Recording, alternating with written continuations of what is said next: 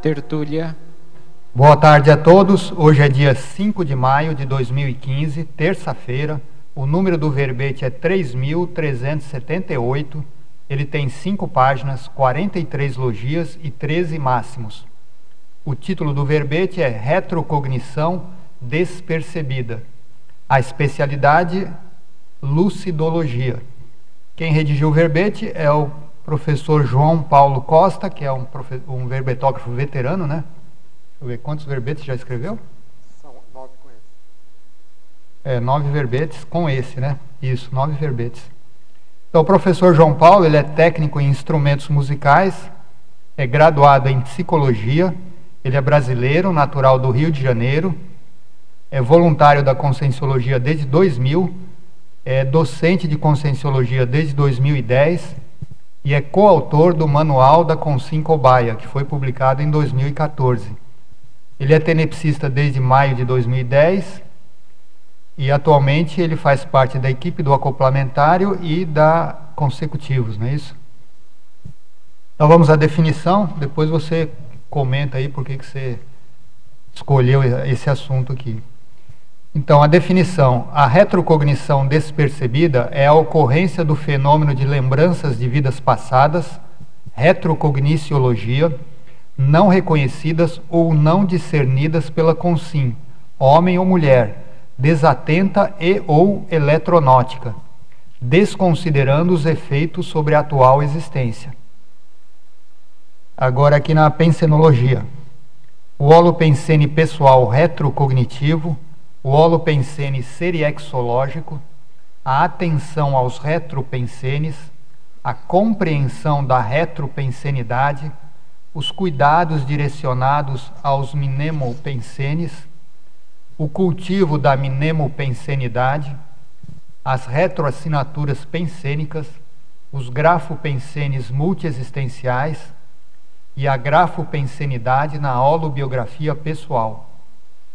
Agora, na fatologia, a desatenção retrocognitiva, os flashes mnemônicos inobservados, as retrocognições interpretadas como sonhos, os pseudo-onirismos, o uso e os efeitos das drogas psicoativas legais e ilegais na condição de indutoras de retrocognições, na maioria das vezes despercebidas. A psicologia da memória, as desatenções mnemônicas, as distorções mnemônicas, a metamemória, a hipomnésia de longo prazo, a amaurose retrocognitiva, o poliglotismo como sendo elemento favorecedor das autorretrocognições, a facilidade na apreensão de idiomas novos, sendo estes antigas línguas-mãe do passado da consciência. Nós lemos aqui só algumas linhas da fatologia. Depois, na parafatologia, a retrocognição despercebida, o estudo da pararetrocogniciologia, a ativação das retrosinapses paracerebrais, as retrocognições não percebidas do curso intermissivo pré-ressomático pelo intermissivista, a retrocognição explícita versus a retrocognição implícita. A autovivência do estado vibracional profilático ajudando na identificação das autorretrocognições, as evocações despercebidas, a memória quádrupla, o arco voltaico promovendo os desbloqueios dos chakras superiores e auxiliando na atenção à mnemossomática pessoal. Depois aqui na argumentologia nós temos no item holomnemônica 11 possíveis situações decorrentes de retrocognições, muitas vezes não reconhecidas como sendo fenômenos holomnemônicos. É interessante para nós discutirmos aqui esses 11 itens.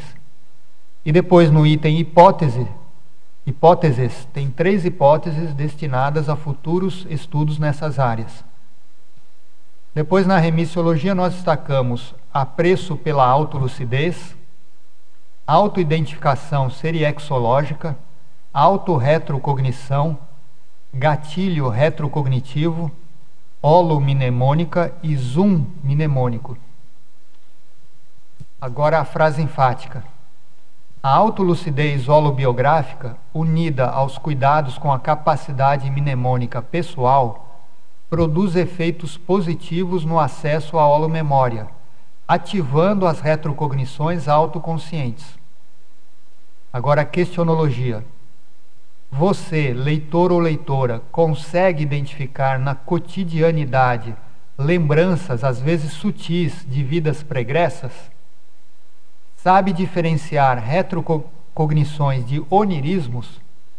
Dá a devida importância à memória pessoal e à holomemória? Na bibliografia específica nós temos aí 5 referências. Agora a mega-análise, que é feita pela equipe da Enciclosapiens, que é composta pela Ana Maria Rocha, a Marilene Raganin e a Socorro Frazão. Então vamos aos 20 itens. Que aliás era a especialidade de João Paulo, né, no passado.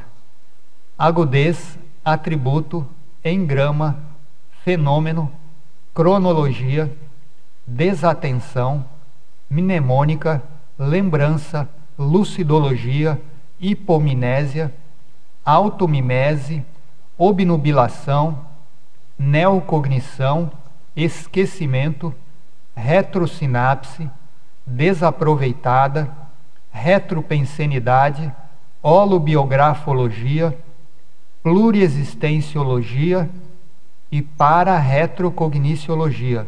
Aqui deu uma Sesc Pedal, né? Para-retrocogniciologia. Tá ótima essa mega-análise. Queria dizer que, então, poxa vida, viu?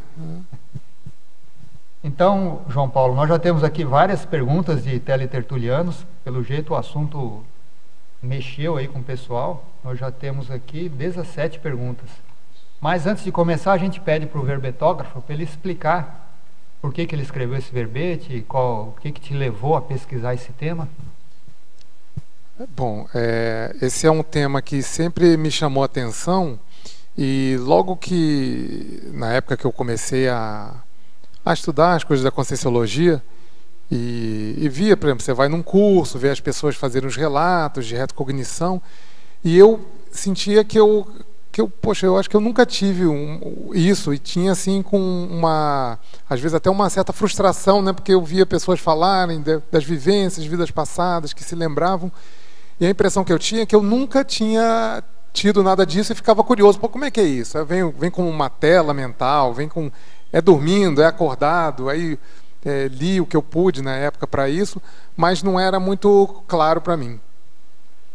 E depois de um tempo, eu comecei a perceber que eu tinha retrocognições e não sabia que aquelas eram retrocognições. E quando me aconteceram retrocognições mais assim contundentes, que aí aquilo me chamou a atenção, e a partir daquilo eu tirei talvez uma mística que eu fazia em cima do fenômeno. E eu comecei a ver, não, peraí, tudo bem, esse aqui foi muito forte, mas eu acho que existem coisas que acontecem com menos intensidade, que são já retrocognições, e eu estou achando que é outra coisa, que é onirismo, que são outras coisas. E foi assim que eu, depois de um tempo, agora voluntariando na Consecutivos, eu comecei a resgatar mais isso, já não tenho vamos dizer assim, essa mística em cima de retrocognição, já estou um pouco mais lúcido para isso. E eu achei o tema interessante por causa, às vezes, das perguntas que fazem para a gente nos cursos consecutivos com relação a isso. Eu falei, acho que é um tema bacana que me esclareceu, eu aprendi meio na marra mesmo, né? Mas eu acho que pode esclarecer outras pessoas que às vezes pensam que não tem retrocognição, mas já tem, mas esperam aquela coisa acachapante, mas já estão tendo experiências, mas não registram e não sabem, porque e não tiram proveito daquilo porque não sabem que é uma retrocognição. Bom, nós vamos aqui às perguntas dos teletertulianos, mas vocês aqui presentes, os tertulianos, quando quiserem perguntar, é só interromper, tá? Então, primeiro teletertuliano é sempre de Curitiba.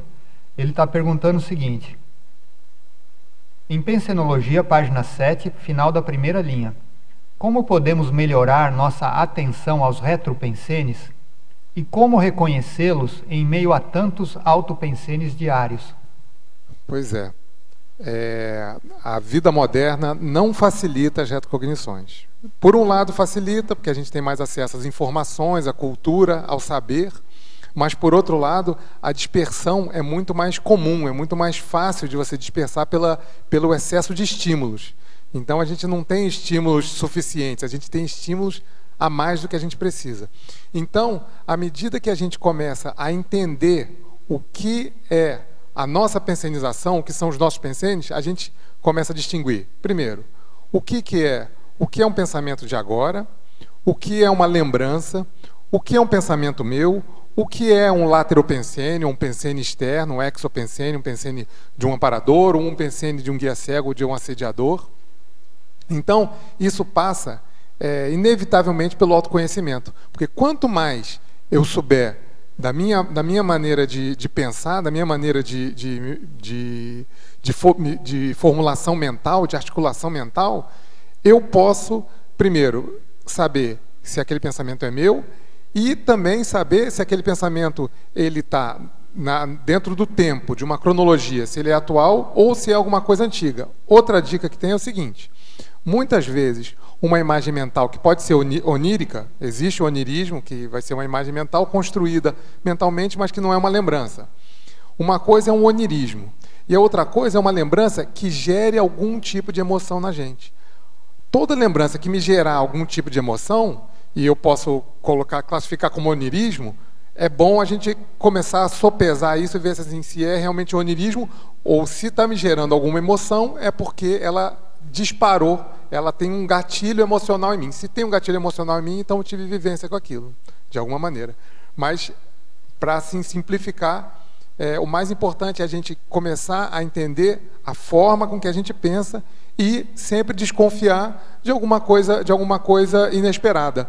Uma imagem inesperada, uma palavra inesperada, uma emoção inesperada, um pensamento que não coaduna exatamente com a forma da gente pensar, mas para a gente saber disso, a gente tem que saber conhecer profundamente o nosso mecanismo de pensenização. Aí a gente vai ter estranheza quando aquilo sair do padrão. E pode ser por uma surpresa agradável, pode ser uma retrocognição, quando a gente pensava de outra maneira, né, já há mais tempo atrás, pode ser um exopensene também. Tudo isso é favorável. Talvez ajude também fazer anotações, né? Sempre. A Juliana dos Remédios, ela tem um artigo sobre pensenograma, né, que ela sugere lá uma técnica para se anotar, pelo menos os principais, né, os pensenes principais, aí às vezes ajuda, né, a pessoa a identificar. Agora, o mesmo teletertuliano, ele pergunta em Fatologia, página 8, quarta linha: como minimizar as distorções mnemônicas que ocorrem ao longo do tempo? A distorção mnemônica, ela é um problema. Até a psicologia até a psiquiatria forense estudam muito uma coisa que se chama falsa memória. É um negócio seríssimo e tem dado muito assim, o assunto tem vindo bastante à tona, as pesquisas estão aumentando bastante, as publicações estão aumentando bastante. Que eu vou falar primeiro dessa parte que está acontecendo agora, depois a gente aprofunda para a parte retrocognitiva de outras vidas. Mas o que é a falsa memória? A falsa memória é quando a gente tem uma memória episódica do passado e, por algum motivo, é acrescentado um evento que não aconteceu, ou algum detalhe que não aconteceu no passado. E a nossa vamos dizer assim, a nossa memória, a gente sabe que se é memória a gente está tratando no passado, mas se você acrescenta alguma coisa imaginativa ou algum elemento, pode ser que a memória ela absorva aquilo e incorpore a memória do passado, aquele evento do passado, ou seja, isso já é uma distorção de um evento que aconteceu, de um fato. Então eu posso dizer assim: quando eu era criança, eu estava brincando no escorrega e chegou no final ali, eu rolei no chão. Beleza, parou ali. Aí alguém pode perguntar para mim: mas vem cá, mas quando você rolou no chão, você não se machucou? Aí eu, na dúvida, posso falar assim: não, eu acho que saiu sangue, sim. Será que foi eu quebrei o nariz? Aquela vez que eu quebrei o nariz, eu me machuquei e tal? Essa dúvida, se eu achar que isso pode ter acontecido mesmo, aí eu me convenço que aquilo aconteceu, eu incorporo ao fato. Então, passou, o fato real foi, caí do escorrega. Eu rolei no chão, beleza, levantei e continuei brincando. Mas não, eu incorporei que eu me machuquei e me sangrei. E a memória, ela vai assimilar aquilo, ela vai acreditar naquilo e você leva aquilo para toda a vida. Então, o que acontece? Tem sido, vou dizer, super comum, mas existe alguma frequência em casos de pessoas que vão dizer um trauma do passado, às vezes, para o psicólogo clínico. Então, ela fala um trauma do passado. E, às vezes, o psicólogo clínico, se ele for tendencioso, se ele usar a suspeita dele, ele pode incorporar uma coisa ao passado, a pessoa dá credibilidade e ela acaba distorcendo a memória dela. Exemplo, ela fala, o meu tio, quando era pequeno, gostava muito de me colocar no colo dele. Se o psicólogo, às vezes, começar a suspeitar e for tendencioso para dizer para a pessoa que houve alguma conotação sexual, e digamos que não tenha tido, a pessoa pode começar a acreditar, distorção mnemônica, acreditar que aquilo ocorreu. Então, quando ela era criança, o tio dela gostava de colocar ela no colo, mas na verdade era um abuso. Aquilo era abuso. Então, aí a pessoa fica chateada com o tio, dá problemas, existe processo em cima disso. Tem vários casos na psicologia, na psiquiatria, com relação a isso. Então, essa é a distorção mnemônica. Isso nessa vida. Agora, isso pode ser levado para trás. Se você tem a retrocognição, em princípio, vem a memória do fato. Se a memória vier limpa, certinho, de um episódio de uma vida passada limpa, ok, por isso que é bom o que o Amin acabou de falar, realmente. Anotar do jeito que veio, é a primeira impressão. Mas pode ser que a pessoa, acontece, isso faz parte da nossa neurofisiologia, incorpore àquela memória um fato que não aconteceu. Então, eu lembro de uma vivência no Japão. E o que eu era? Um camponês. E eu estava andando a cavalo, por exemplo. Aí eu lembro até aí. Mas aí eu vou lembrar assim, eu tinha uma espada, então eu estava em guerra. Aí posso incorporar. Aí aquela memória virou que eu era um japonês que andava a cavalo e tinha uma espada e estava guerreando. E às vezes eu estava com um facão na mão, ia cortar cana, Entendeu? Então essa é a distorção mnemônica e isso realmente é sério. Então, o ideal é que, se a gente tem uma lembrança de súbito, assim, o ideal é, de imediato, relatar o que veio, puramente o que veio, para depois, se for alguma coisa for incorporada, aí a gente começar a usar algum tipo de método científico, de ser mais pragmático consigo mesmo, para não incorporar fatos que não aconteceram, na realidade. Essa é a distorção, esse é o problema. Posso? João Paulo, ali na página 10, eu vi que você apresenta 3 hipóteses relacionadas à retrocognição, e aí eu queria que você me desse assim, alguns exemplos que te ajudaram a fazer o levantamento dessas hipóteses. Né? Se você lembra de algum caso assim, específico que te ajudaram nessa elaboração. Eu tenho graduação em psicologia e eu tive convívio longo na minha vida, na família, com pessoas que tiveram problemas psicológicos e psiquiátricos também.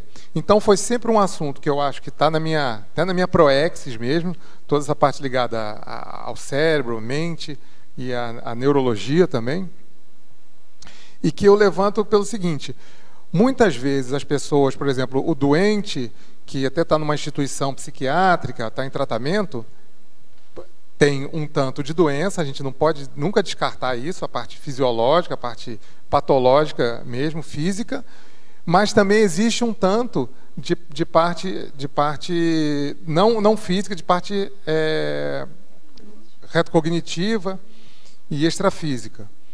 Então, essas hipóteses eu achei interessante colocar. Primeiro, eu elaborei não as perguntas, mas eu achei que deveria colocar, eu tive a ideia de colocar essas 3 hipóteses para justamente fazer uma junção da gente não estigmatizar, nem que tudo é uma coisa ou tudo é outra coisa. Então, como a gente não tem aqui, por exemplo, na neurologia, na psicologia, na psiquiatria, o que vale ainda é o paradigma convencional da ciência, então vamos colocar o paradigma consciencial estudando essas 3 hipóteses e pensando, por exemplo, aqui na primeira. Será que, em doença degenerativa, aquela pessoa que tem, por exemplo, alguma doença como o Alzheimer, por exemplo, que afeta a cognição, afeta a memória, será que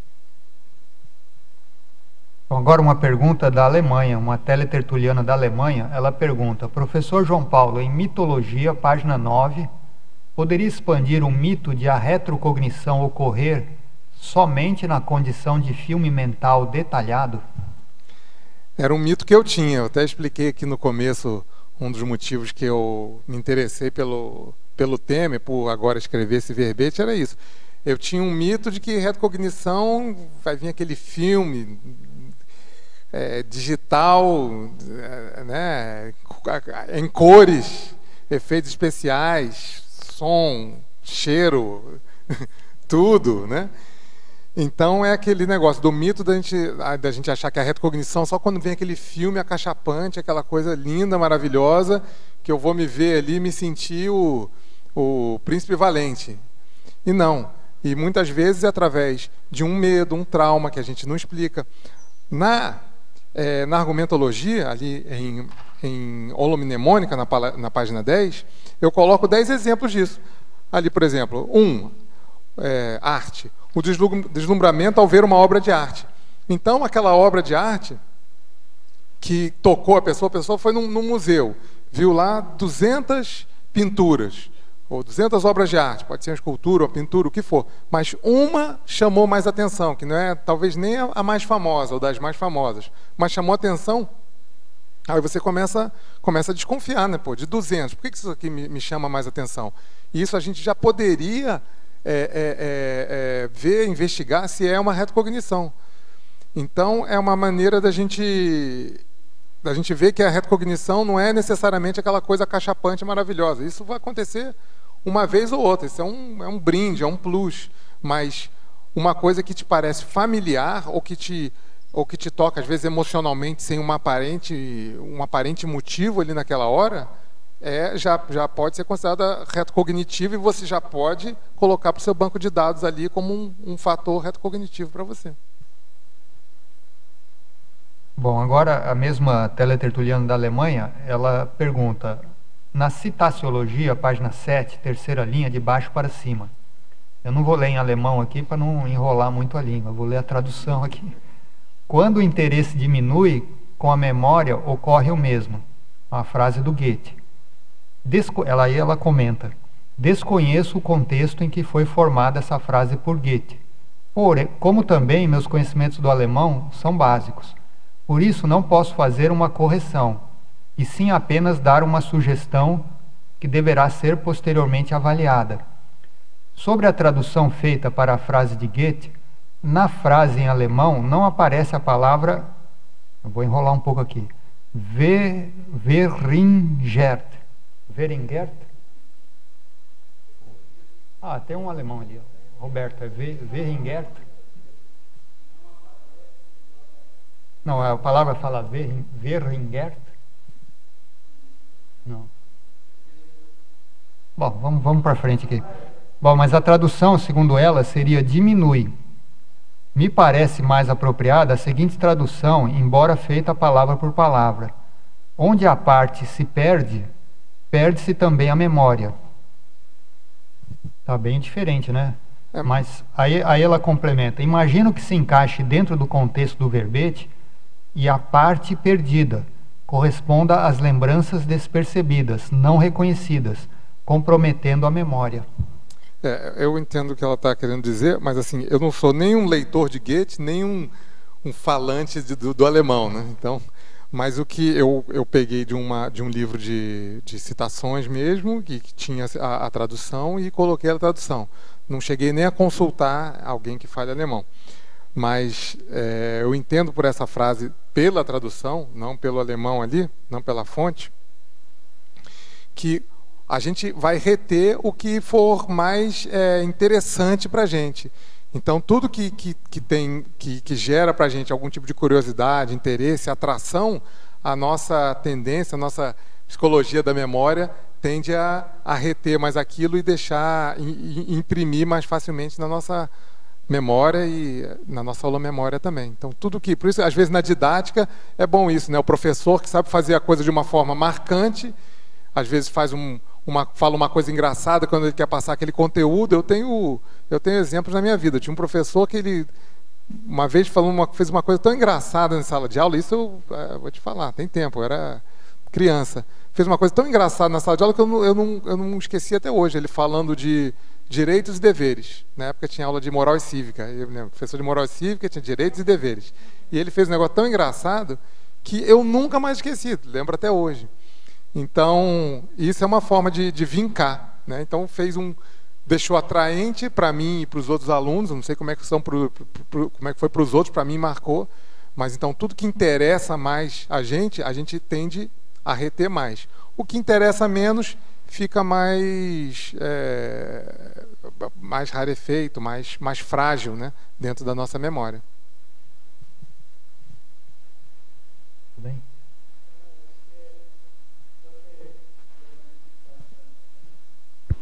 Quando se faz tradução, aí às vezes suprime uma palavra, mas a ideia, eu acho que o contexto da ideia é esse aí, né? A ideia é preservada. Agora, uma teletertuliana de Niterói, ela pergunta, em Fatologia, página 8, segunda linha, poderia aprofundar o uso e os efeitos das drogas psicoativas legais e ilegais na condição de indutoras de retrocognições, na maioria das vezes despercebidas? Qualquer droga psicoativa pode alterar a lucidez da pessoa. Nessa alteração de lucidez, e quando a gente fala, só para contextualizar, quando a gente fala de droga legais e ilegais, a gente pode estar falando cocaína, pode estar falando maconha, crack, pode estar falando qualquer tipo de bebida alcoólica também, que é uma droga legal, mas vai ter uma alteração do estado de consciência, uma alteração de lucidez, e nessa alteração de lucidez podem haver memórias de vidas passadas, podem haver retrocognições. E aí é que tá, né? Você fica menos lúcido, paradoxal, você fica menos lúcido e acaba tendo uma rememoração de vidas passadas. Corre perigo de aquilo passar batido, porque você já está em estado alterado negativamente, né, com baixa lucidez, e aquilo passa batido, né? Então, as drogas psicoativas, qualquer droga psicoativa pode ser indutora, sim, de retrocognição, e isso acabar não dando em nada, porque depois você volta, aumenta a lucidez, a pessoa acaba esquecendo, não deu bola, porque tanta coisa passou pela cabeça, né? As drogas comuns também podem, por exemplo, remédio, sei lá, algum remédio para dor de cabeça? Se tiver efeito psicoativo, sim. Pode ter, né? Se tiver efeito psicoativo, pode ser nesse contexto que eu estou falando. Sobre esse assunto, a televisão mostrou esses dias um cidadão que matou uma outra pessoa e ele simplesmente declarou assim: não fui eu estava possuído ou pela droga ou pela bebida, né? E nesse caso aí, então, pode ser só assédio, pode ser, no caso, uma lembrança retrocognitiva de que ele matou alguém e voltou àquela memória. Ou é só assédio, assim, no caso? Olha, se ele estava sob efeito de droga, a droga teve algum efeito. Se juntou com o assédio extrafísico, potencializou o efeito negativo. Então, a gente tem que saber lá naquele caso. Agora, é interessante, por exemplo, às vezes, a gente observar a pessoa que bebe, né? Então, todo mundo já teve aqui, já viu algum amigo que bebe, ou já bebeu e ficou de porre, ficou bêbado. E é interessante a tendência das pessoas. Todo mundo que bebe não fica do mesmo jeito. Tem gente que fica mais agressiva, tem gente que fica mais sensível, tem gente que fica mais humorada, mais bem-humorada, fica rindo à toa. Então, cada um vai assumir uma característica diferente. Então, em estado alterado de consciência. Então, com uma lucidez mais baixa. Agora, também, mais uma pergunta. Até que ponto esse estado de humor que a pessoa fica sob o efeito do álcool, por exemplo, tem influência também para a genética? Será que existe, às vezes, um retrocesso e a pessoa começa a visitar mnemonicamente retrovidas, estados de humor que eram mais comuns para ele antigamente? Por que pessoas tendem a ficar mais alegres, outras mais tristes, outras mais zangadas?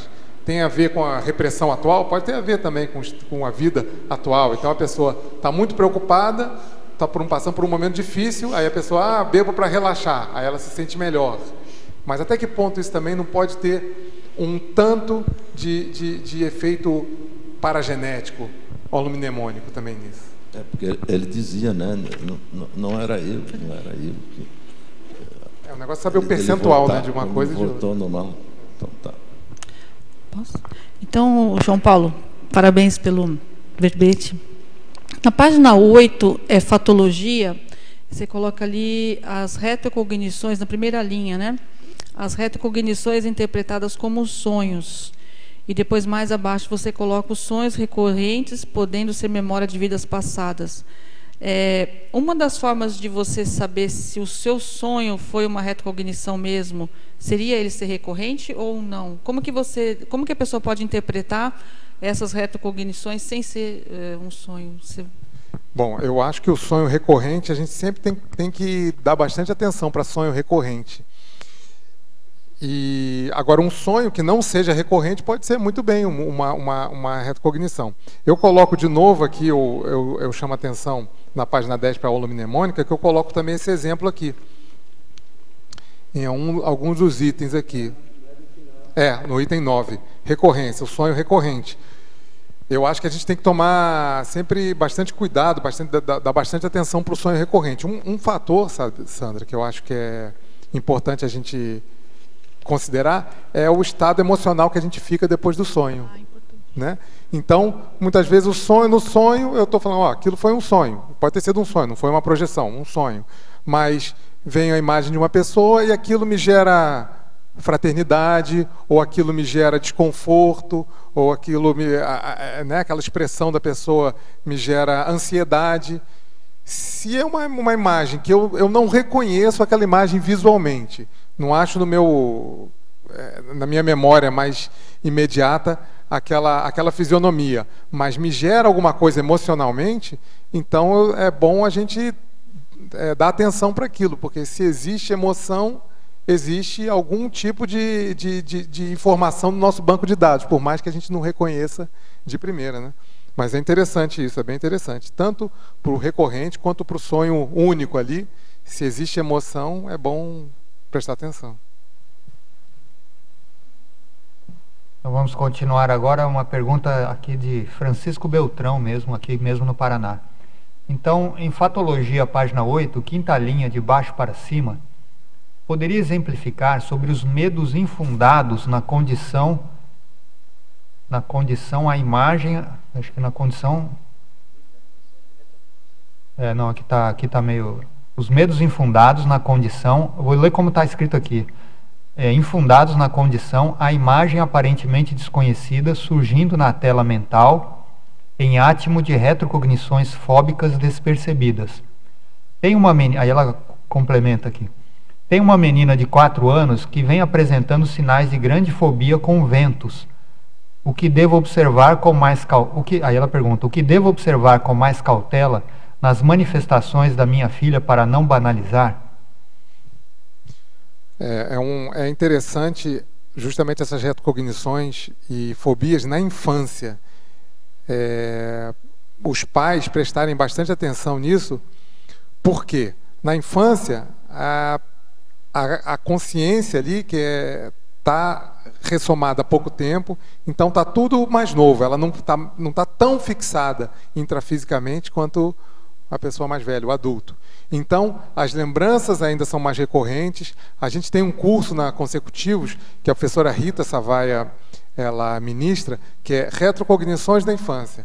E é justamente sobre isso, sobre as crianças que têm mais facilidade de lembrar de vidas passadas. Tem crianças que falavam tranquilamente o nome, o que faziam, as atividades, o lugar que tinham nascido, lembrava muito bem. E a tendência é isso, com o tempo, essa lembrança ir diminuindo, à medida que ela fosse cada vez se adaptando e ficando mais encaixada aqui na dimensão intrafísica. Eu acho que essa é uma mulher, né? Que ela deve dar atenção, sim, para esse traço fóbico da filha dela com relação a vento. Se não existe nenhum evento traumático, nada que indique que esse medo tem alguma raiz agora dessa vida, é bom ver, sim, pode ser interessante para ela mesma ajudar a própria filha. Eu gostaria muito que, assim, vamos supor que os meus pais, quando eu era criança, tivessem uma visão que eu tenho hoje né, ou melhor ainda, para que me dessem vários detalhes que eu não vou ter como lembrar, né? Das minhas características na infância, das minhas preferências, dos meus medos, dos meus favoritismos de uma maneira geral. Se é uma coisa assim, fora do normal, vamos supor, a criança pequenininha gosta de carruagem. Não é todo mundo que gosta de carruagem. Ou a criança gosta de, não sei, tem uma preferência por um tipo de cor, tem uma preferência por um tipo de brincadeira. Tudo isso, de tecido, tudo isso pode ser retrocognitivo. Se ela já tem já olhos para isso, a mãe já tem olhos para isso, seria bom ela começar a ver realmente com a criança, sem que, logicamente, amplie esse trauma, né? Para não ser realmente uma coisa que vai prejudicar o desenvolvimento dessa criança. Mas é interessante, né? Fobia de vento, eu nunca tinha nem ouvido falar a respeito disso. É um fato meio fora da curva mesmo. Acho que é bastante interessante para a pesquisa, para ajudar a filha, porque não adianta. Vento, a gente vai ver vento a vida inteira, né? Não vai deixar de ter vento no mundo. Então, para melhorar a mesma qualidade de vida dela, e lá na frente, um dia, se essa criança se interessar, essa mãe pode falar, olha, você tinha esse trauma, você tinha essa característica tal. Imagina se ela se interessar por vidas passadas, pelo passado, de uma maneira geral, ou até pelo passado dela como criança, para entender algumas coisas, pode ser muito positivo, educativo e evolutivo para essa criança.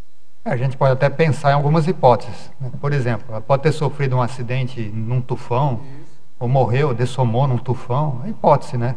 Que talvez isso vincou na memória dela. Tempestade marítima. Tempestade. Né? Daí pode ser bastante. Exatamente.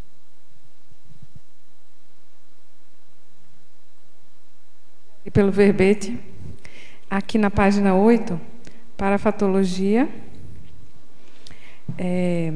as retrocognições não percebidas do curso intermissivo pré-ressomático pelo intermissivista. Você tem alguma lembrança? Por que você colocou isso aqui? É porque eu acho que eu tenho lembrança, você tem lembrança, o professor Amin tem lembrança, o professor Cádio tem lembrança. A gente tem. É isso que é o ponto do verbete. Quando a gente vem, por exemplo, só pelo fato da gente ter proexis e às vezes ter uma sensação de que está coerente com a proexis ou não está coerente com a proexis, significa o quê? Que a gente teve uma informação pré-ressomática, uma retenção daquilo, e a gente traz para cá. Então, às vezes, digamos que eu falo assim, não estou me sentindo bem com a minha vida, acho que eu tô, tá tudo errado, tá tudo fora do que eu deveria fazer. Digamos, eu falo assim, eu trabalho com uma coisa que eu acho que não era para trabalhar, estou tendo uma vida que não me sinto bem com ela, mas parece que está tudo bem, financeiramente eu estou bem, eu tenho minha família, eu estou realizado intrafisicamente.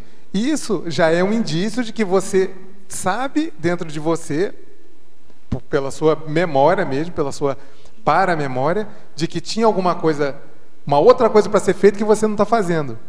Então, da mesma forma que a gente tem assim, conceitos de cosmoética, que o professor Valdo relembrou a gente aqui, mas todos nós passamos, no curso intermissivo, passamos por conceitos de cosmoética, de programação existencial, de vidas passadas, de seriexes. Então, quando a gente chega aqui e retomou isso, veio, por exemplo, a pessoa que conheceu a Conscienciologia pela tertúlia online aqui, aí viu o conceito cosmoética. Aquilo pegou ela, tocou ela, e ela, a partir dali, começou a estudar Conscienciologia por causa daquele conceito. Não porque ela achou a palavra bonita, bem elaborada, mas sim porque ela já tinha aquilo vincado na mente dela, na cabeça dela, na aula memória dela do curso intermissivo, e quando falou, ligou as pontas, retomou ali aquele conceito, ela falou, não, é aqui mesmo, é isso mesmo. Então, são os conceitos que a gente retoma, que chamam a atenção, por exemplo, o vínculo de cada um. Tinha uma época que teve bastante essa pergunta aqui, quando o professor Valdo ainda dava... ele ficava aqui à tarde, na tertúlia da tarde, de qual foi o seu vínculo da Conscienciologia, para você começar a estudar a Conscienciologia. Um era projeção, o outro era cosmoético, o outro era o paradireito, e daí vai. Então, esses são conceitos retrocognitivos para a gente. Estavam lá atrás, a gente teve acesso no curso intermissivo, quando a gente chegou aqui, já tinha aquilo, quando falou, você só ligou, só relembrou, reativou o conceito e você sentiu a importância que aquilo tinha em você. Aí você retomou o seu estudo. Para mim é muito forte assim, as pessoas, os colegas, vocês, assim, é bem evidente assim, quando eu olho, quando eu ouço, quando eu falo, como que eu me sinto bem, como eu sei que eu estou no lugar certo. Então, são agentes mesmo retrocognitores, né? A presença nossa, eu acho que isso deve vir lá do intermissivo. Por isso que tem aquele conceito do inversor ser o agente retrocognitor inato. Ele traz já para a gente, para as outras pessoas, ele já vai trazer conceitos que vai realinhar a pessoa aos conceitos intermissivos que ela aprendeu. Então ele já traz de volta, o professor de Conscienciologia, de uma maneira geral, é um agente retrocognitor. Ele relembra as pessoas de alguns pontos do curso intermissivo que, quando ele sabe tocar no ponto, a pessoa, opa, é isso. Isso faz diferença. Essa palavra, esse conceito, essa teoria, esse princípio da Conscienciologia é que fisgou a pessoa de volta, porque aquilo ela está simplesmente relembrando a pessoa como agente de rememorador, como sendo o professor. Né? Reativa, né? Isso.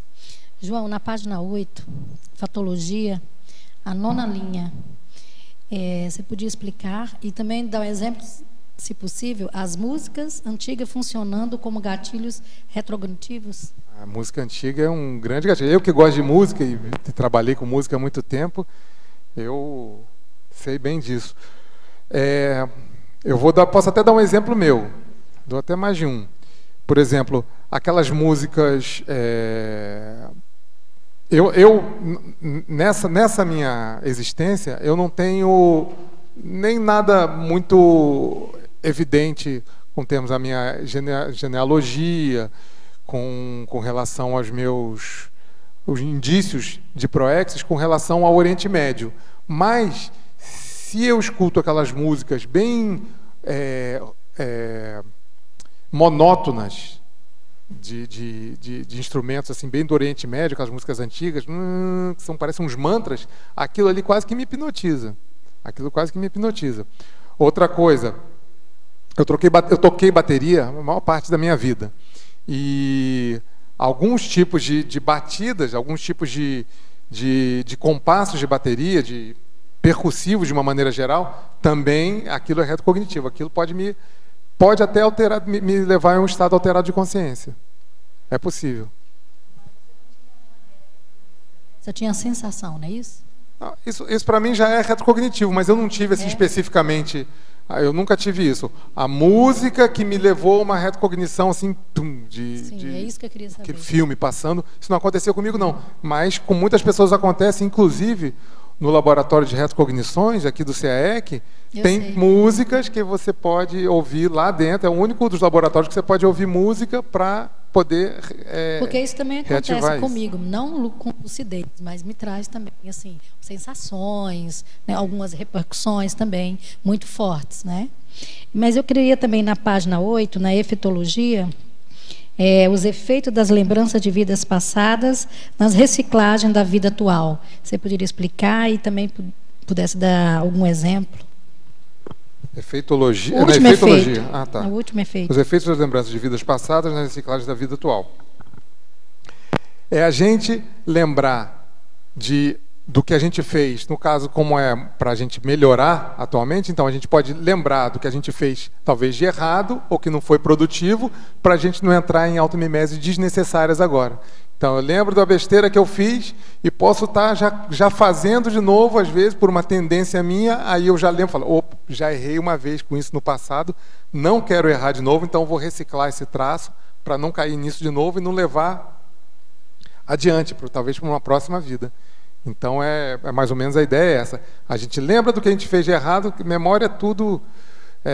por isso, né? Você lembra do que você fez certo, você dá continuidade e melhora. Você lembra do que você fez de errado, você procura não repetir e fazer recins de forma que você melhore aquele traço para que não caia de novo naquela besteira. E também pode ser que seja até nessa vida mesmo, né? Não precisa ser uma retro. Não, memória de uma forma geral. Obrigada, viu? João Paulo? Oi. Aqui na página 9, antagonismologia. Você poderia falar um pouquinho sobre o antagonismo retroproexis, neoproexis? Está na última linha.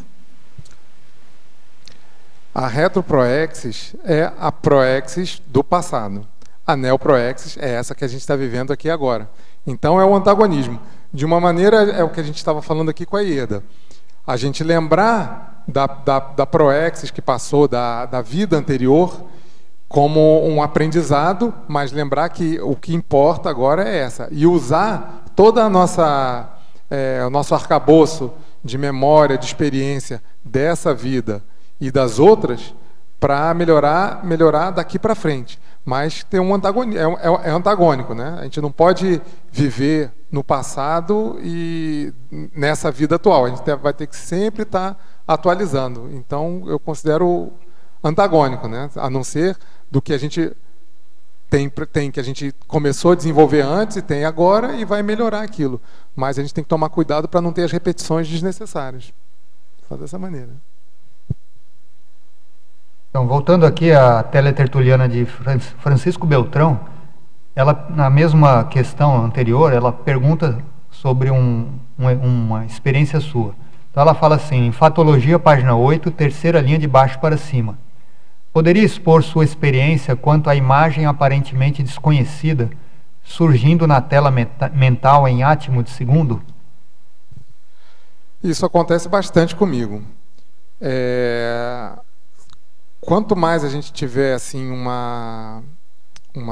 vamos dizer assim, um cérebro, uma cabeça criativa, isso pode ocorrer e a gente às vezes cair numa coisa ou noutra, achar que uma imagem onírica, um flash pode ser pura criação mental nossa ou como pode ser retrocognitiva. Eu tive uma experiência que eu posso dizer que foi a minha primeira retrocognição realmente marcante, que foi simplesmente um flash, muito menos de um segundo, não sei se menos de meio segundo, é muito rápido, mas só aquele flash explicou tanta coisa que eu fui anotar. Eu tive esse flash na rua, no Rio na época, isso foi em 2001, 2002 mais ou menos. Eu tive aquele flash na rua, fui para casa e anotei 4 páginas de informação que aquilo me gerou. Porque aquilo startou uma lembrança que explicou um monte de coisa, simplesmente aquilo explicou um período da minha vida.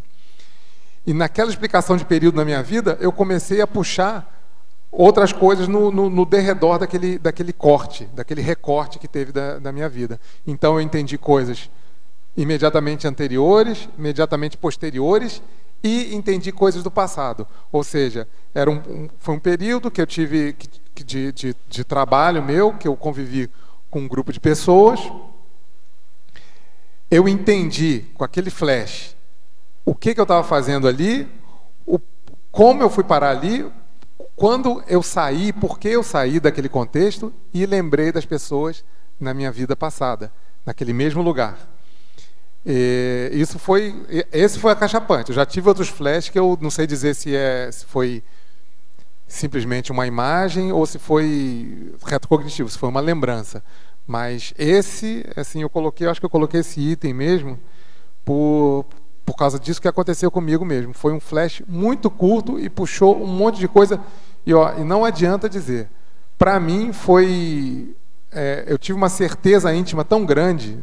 Não tive dúvida daquilo. Eu nunca foi o flash assim mais assertivo que eu já passei. Então foi exatamente isso. É um átimo e esclarece um monte de coisa. Esclareceu realmente um monte de coisa. Me acalmou com relação àquele período, que foi um período difícil da minha vida até, mas me esclareceu enormemente, assim, me tranquilizou completamente. Aquilo foi amparado. Eu senti até a presença de um amparador no momento. Eu vi que eu não estava sozinho, né? Então ela pergunta também agora, como participar do voluntariado da Consecutivos morando em outra cidade? Bacana. Eu sou justamente do setor de voluntariado da Consecutivos, e você pode mandar um e-mail para a gente, E agora eu não tenho de cabeça exatamente o e-mail assim, mas você pode entrar no Facebook e mandar uma mensagem lá na nossa página, mandar uma mensagem inbox que chega até a gente. Você dá lá os seus dados e a gente contacta você e aí podemos conversar sobre o seu voluntariado. O site da Consecutivos tem a seção de contatos, que é consecutivos.com e .br. Tem o e-mail geral também, consecutivos@consecutivos.com.br. E no Facebook também a página. No Facebook, só digitar Consecutivos. Então, agora um teletertuliano de São Paulo, ele pergunta, em Pensenologia, página 8, primeira linha, poderia relacionar as retroassinaturas pensênicas com o tema do verbete? Tudo que a gente faz, existe uma marca que a gente deixa. Tem coisas mais marcadas, tem coisas menos marcadas. Por exemplo, uma marca muito boa é uma GESCOM grafada, um livro. Então, isso é uma retroassinatura, independente da assinatura ser... a gente coloca como assinatura, estou dando um exemplo de coisa justamente grafada, mas a retroassinatura é o que você deixa. Por exemplo, um arquiteto, quando ele constrói uma casa, um prédio, por exemplo, o Everton projetou aqui o acoplamento, o Tertuliarium. Isso aqui é uma retroassinatura, já é uma retroassinatura pensênica, porque já está no passado dele. Então ele pode, na vida dele, na próxima vida, por exemplo, acessar, digamos que ele vai nascer na África, e ele vai, por exemplo, entra na internet, ou sei lá como é que vai ser nessa época, ou vê uma imagem, uma foto e vê o Tertuliarium, e aquilo é uma retroassinatura dele mesmo, ele vai olhar aquilo, aqui é a marca dele, é o desenho dele, é o traço dele de arquiteto, e aquilo ele vai poder acessar. Então, quando a gente acessa uma memória do passado, uma retrocognição, a gente está acessando as nossas retroassinaturas mesmo. A gente está acessando a nossa marca. A assinatura, no caso, é porque é uma marca. É a sua marca pessoal que você deixa. A nossa assinatura é a nossa marca pessoal. Você assina o cheque, só você tem aquela assinatura no mundo. Você bota o polegar ali para fazer ali na tinta, só você tem aquela marca ali, aquela digital. Então é isso. O tema do verbete está falando de retrocognições despercebidas. É o que a gente deixa da nossa assinatura e às vezes a gente pode acessar e não perceber. E não ver que aquilo é uma retroassinatura nossa. Mas é uma marca nossa. Quanto mais a gente conhece a si próprio, mais a gente vai conseguir ter possibilidade de acessar na próxima e conseguir detectar, pensar aquilo como, aquilo ali é meu, aquilo ali eu fiz parte, ou aquilo eu conheço. Ainda em Fatologia, página 8, final da primeira linha. Poderia discorrer a respeito das retrocognições interpretadas como sonhos? A gente já falou até um pouco de sonho, mas a gente fala de novo. O sonho, ele pode enganar bastante a gente, né? Então tem sonhos que deixam a gente muito bem, deixam a gente muito tranquilo, às vezes a gente acorda bem. Pode ser uma projeção, muitas vezes a gente acorda bem e tem a sensação de que se projetou. Comigo isso já aconteceu e acontece de vez em quando. Eu acordei tão bem, tão cheio de energia, e às vezes você acorda, e às vezes você fala assim, eu não lembro, mas eu acho que eu tive uma projeção e eu voltei bem dessa projeção aqui. E o sonho é a mesma coisa. Pode ser podem ser imagens oníricas, uma história criada ali pelo seu inconsciente, pode ser. Mas também é bom levar em consideração que ele pode ser uma lembrança de vida passada. E isso como a gente até já falou ali, às vezes é bom ver o seu sentimento naquele sonho. Como é que você está se sentindo, qual o seu estado de humor naquele sonho, se ele gera algum tipo de repercussão emocional positiva ou negativa, mas se não existe neutralidade naquilo, é bom a gente abrir mais o olho ainda, né? Agora em Fatologia, página 8, na quinta linha. O que significa a amaurose retrocognitiva? Poderia ser até um sinônimo de retrocognição despercebida. Amaurose é cegueira, é a mesma coisa que cegueira. Então a amaurose retrocognitiva já é como se fosse uma metáfora, ou seja, a pessoa é cega quanto as próprias memórias. Então, ela não percebe que ela está acessando uma memória, não sabe que ela está lembrando de alguma coisa. É só isso. Agora, em fatologia, na página 8, 7ª linha. Poderia relatar alguma experiência pessoal relacionada às viagens, funcionando como reativadoras mnemônicas de vivências passadas? Sim. Eu considero que eu tive muitos aportes, principalmente quando eu trabalhava viajando, porque eu viajei bastante, viajava com muita frequência, tanto viagens dentro quanto fora do Brasil. O problema é que quando a gente viaja a trabalho, a gente está mais concentrado no trabalho do que você não está indo para relaxar ou não está indo para fazer pesquisa. Mas tem uma coisa, uma vez que o professor Valdo falou, que eu nunca esqueci. Toda vez que a gente for viajar para algum lugar que a gente não conhece, o ideal é fazer uma tábula rasa e anotar, registrar toda a impressão que você tem de primeira impressão que você tem no lugar. Então você chega no lugar, se sente bem, você chega no lugar, toma um susto, você chega no lugar, você se sente ameaçado, ou desconfiado, ou um mal-estar, ou não se sente bem-vindo, ou se sente muito bem-vindo. Então, a primeira é a primeira, viu? Em cada vida. Então, se eu for pela primeira vez para a Rússia, então aquela primeira vez ela não vai se repetir nessa vida, só vai se repetir numa próxima. Mas então eu vou chegar lá e faço tábula rasa, tipo, dou mais uma tentativa de um apagão ali na cabeça de tudo que eu tenho já pré-concebido com relação à Rússia. Então chego lá em Moscou, por exemplo, chego assim, não sei o que é Rússia, sei lá o que é, não quero acessar nada prévio que eu tenha com relação à Rússia, de dado, de informação. Eu chego lá, quero ver qual é a minha primeira impressão com relação àquilo. Então a viagem internacional pode te ajudar muito, porque você pode estar indo num lugar que você já morou, já viveu, já passou por momentos, já teve outras vidas lá.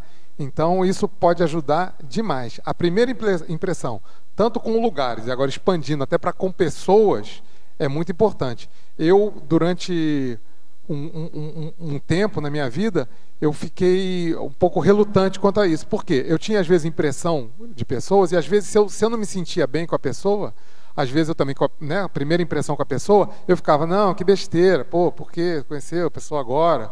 Ele é gente boa, ele é legal, tal. E mais lá na frente, eu vi algumas coisas que eu falava, poxa, na verdade eu tive uma impressão, eu tive alguma coisa que me dizia que era para ter algum tipo de reserva com aquela pessoa, não que a pessoa seja má, não é isso, mas algum tipo de reserva ali, e eu não tive porque eu achei que era puro preconceito, alguma coisa minha, e eu não seguia a minha intuição. Por quê? Muitas vezes aquela pessoa, você já teve outra experiência com aquela pessoa, da mesma forma da pessoa que você se sente muito bem com ela, né? Dá atenção para a pessoa que se sente bem, que você nunca conheceu, não ter vergonha de ter contato com a pessoa que você se sente bem, poxa, que cara legal, porque eu me sinto tão bem assim, né? Que bacana.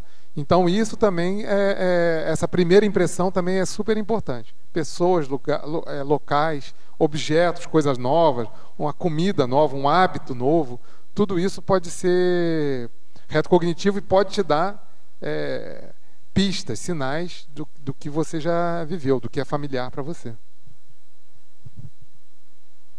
Agora, uma pergunta repetida também, ele pergunta, fatologia, final da 5ª linha, de baixo para cima, poderia falar acerca das músicas antigas funcionando como gatilhos retrocognitivos? Tudo que for antigo pode ser um grande gatilho retrocognitivo. A arte sempre tem esse, vamos dizer assim, essa atribuição também, assim, toda a arte antiga, o que você simpatiza mais em termos de expressão artística, seja a música, seja a pintura, seja a escultura, seja a arquitetura, tudo isso te dá subsídios para você começar a entender o que é conhecido para você, o que é revisitado por você ou não.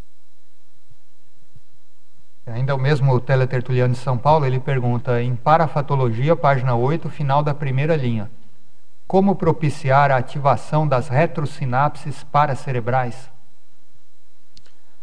Olha, não é fácil não, mas a ativação de retrosinapses é a partir do momento que a gente dá mais atenção para a multidimensionalidade, a gente vai começar a fazer com que as parasinapses façam parte da nossa vivência. Então a gente vai começar a entender mais o que é uma parasinapse, o que é uma sinapse só nova, simplesmente. Então, quanto mais a gente tiver, por exemplo, fizer técnica projetiva, participar de dinâmica parapsíquica, quem pode, quem tem perto da sua cidade, ou fazer exercícios em casas energéticos e parapsíquicos, toda vivência parapsíquica que deixa a multidimensionalidade mais íntima com a gente, mais fazendo parte da nossa vida diuturna, tudo isso vai ajudar a ativar e revitalizar as nossas parasinapses, de uma maneira ou de outra. Não tem jeito. É trazer a multidimensionalidade para a nossa vivência mesmo do dia a dia, fazer ela o mais comum possível, o mais normal possível, nosso cotidiano, nosso feijão com arroz. Agora ele pergunta em Parafatologia, página 8, quinta linha. O que vem a ser a memória quádrupla? A memória quádrupla, ela é uma teoria que o professor Valdo colocou no Projeciologia, tem um capítulo lá que é Memória Quádrupla, quem quiser ler lá, que a gente explica aqui, que é a memória simultânea, praticamente, da consim projetada. Então ela vai ter a memória do momento da projeção consciente. Então ela está vivendo aquilo e já está retendo aquilo mnemonicamente, né? Uma memória é um passado hiper recente, né? Daquela vivência projetiva ali. Ela vai ter a memória simultânea da vida intrafísica dela, ela é uma consim projetada, então ela está relembrando, ela sabe o que está acontecendo com ela extrafisicamente, ela sabe do passado dela, dessa vida, ela vai ter uma memória do período intermissivo dela, anterior, e uma memória de vida passada. Então são as 4. Consim projetada, memória daquele momento projetado, memória da atual vida intrafísica, memória do período intermissivo passado e memória de uma vida passada. São as 4 memórias ativadas simultaneamente. Agora também uma pergunta repetida, mas ele pergunta, Paradoxologia, página 9, segunda linha. Poderia esclarecer o paradoxo de a rememoração de vidas passadas ajudar nas futuras recins? É aprendendo com os nossos próprios erros. Então, tudo que a gente puder lembrar e que a gente não caia na repetição do erro, para a gente vai ajudar nas nossas reciclagens para frente. Então, é o paradoxo. Eu lembro do meu erro passado, isso vai ajudar nas minhas próximas recins. Eu não quero repetir aquilo, eu não quero que aquilo faça parte do meu futuro, só do meu passado. Então, é esse paradoxo. O passado ajudando a gente a melhorar o futuro. A gente poderia dizer que esse seria um dos principais objetivos da retrocognição? Promover reciclagens? Acho que é o principal, né? Retrocognição por curiosidade não vai ter... Não leva a nada. Não leva a nada, exato. Agora uma pergunta de Madrid. Uma teletertuliana de Madrid, ela pergunta, em Fatologia, página 8, quarta linha. Poderia explicar a psicologia da memória em relação ao tema? Como a psicologia trata a retrocognição?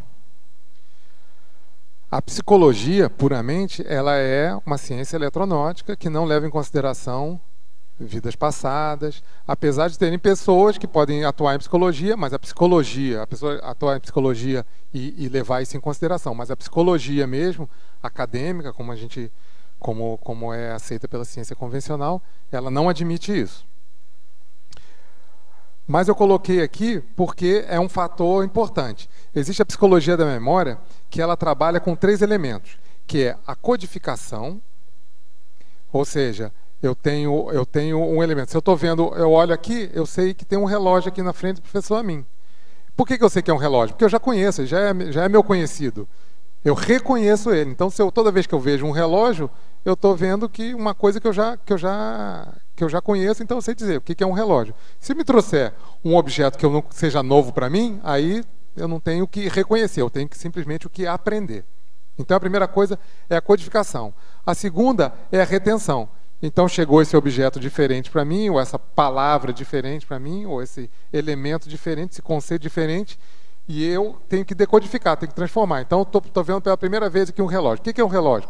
O relógio é um instrumento que ajuda na cronologia, na nossa situação com relação ao tempo. Então o relógio vai saber me informar, é um elemento informador, para começar, de qual é o momento circadiano que eu estou vivendo agora. Qual o momento do dia que está ocorrendo nesse exato instante aqui.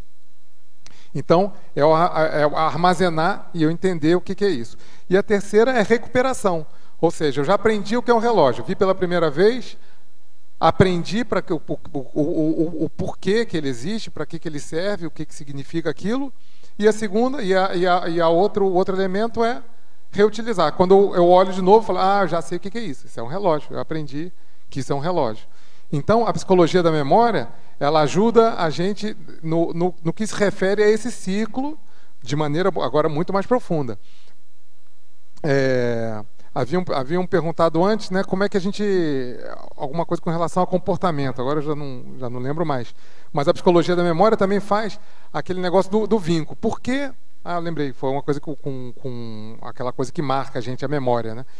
Às vezes alguma coisa marca a memória mais do que outra coisa. A psicologia da memória também ajuda isso. O que é mais marcante para a gente, o porquê que é mais marcante, e ajuda muito também na aprendizagem. A aprendizagem, por exemplo, por mais que eu não goste, às vezes, se eu estou estudando, estou fazendo uma faculdade, e eu não gosto de uma determinada matéria, eu vou ter que aprender aquela matéria gostando ou não, porque eu vou ter que provar que eu conhecia aquela matéria minimamente. Então, já vai ajudar na minha aprendizagem. Eu vou ter que reter aquilo gostando ou não. Então, a psicologia da memória também vai ter técnicas, vai ajudar as pessoas a reter coisas, mesmo coisas que sejam coisas que para ela não agrade ou ela não veja importância. Então, por isso que a psicologia da memória é tão importante para a gente entender ela agora, como é que funciona, para a gente entender também como é que funciona, começar a ter um balbúcio de como isso é extrafisicamente e como vem de outras vidas e como é que funciona a minha memória de vidas passadas, a holomemória, como é que ela entra pela minha memória física e qual é o resultado disso.